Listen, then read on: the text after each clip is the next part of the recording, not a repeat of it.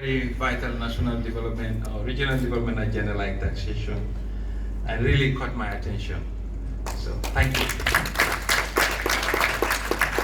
Director General of the GRA, National Executive Council of Society of Women in Taxation, distinguished guests,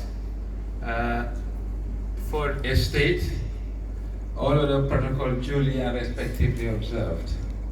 It is an honor and a great pleasure for me today to address this authors gathering championed by the National Executive Council of the Society of Women in Taxation, and who are doing a great job in the advocacy and reshaping of the life of women of the nation.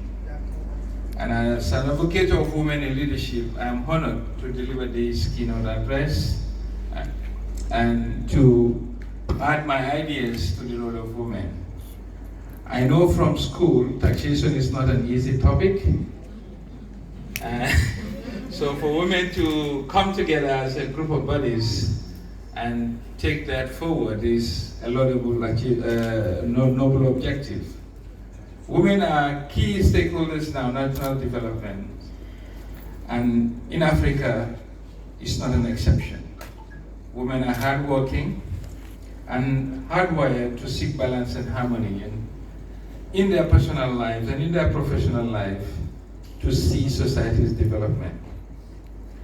And the topic of this session could not be more apt, saying building professional women leaders for the future. What I'm saying is not building professional leaders for the future. All I can say, professional women leaders taking charge, because you are already doing so.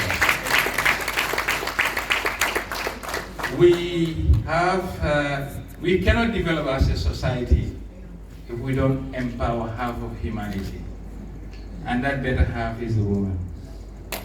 Honorable guests, and the national chairman, the National Executive Council, I am very pleased to also add my voice to the role of taxation in society, because tax are the bedrock of any economic system and is the bedrock of any distributive system on the allocation of resources.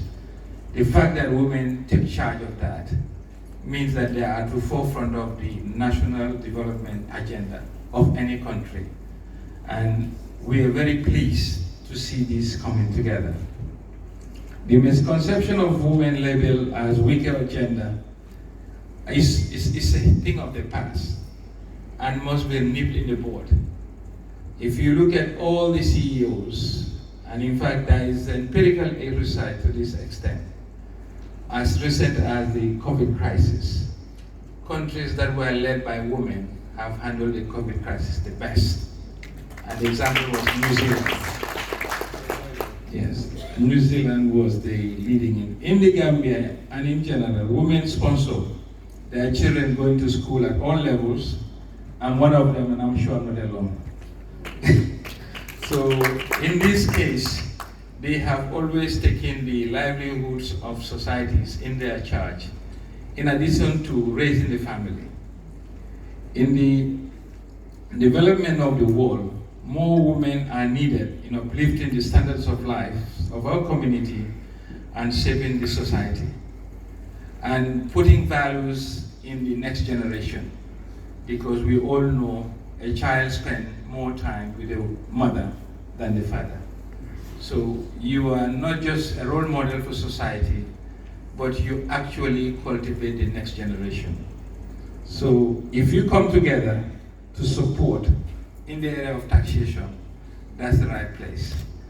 And I cannot say this for sure, but I will hasten to guess that we've seen a positive correlation between the chairmanship of the GRA when a woman take over compared to when the man was leading. But the numbers will be, the details are there. So policymakers and organizations should be responsible to create better policies and opportunities for women.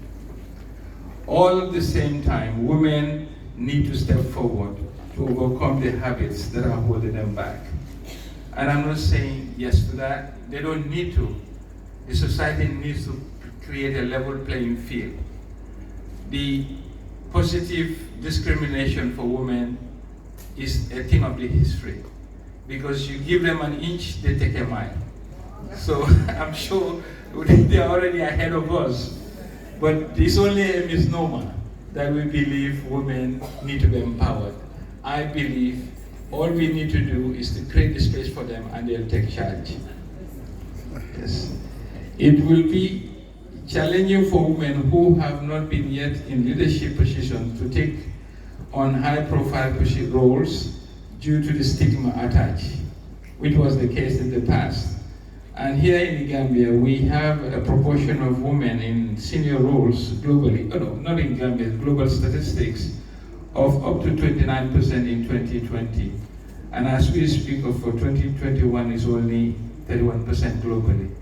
We need to see this percentage reach the national natural distribution, because half of humanity is women. So there are still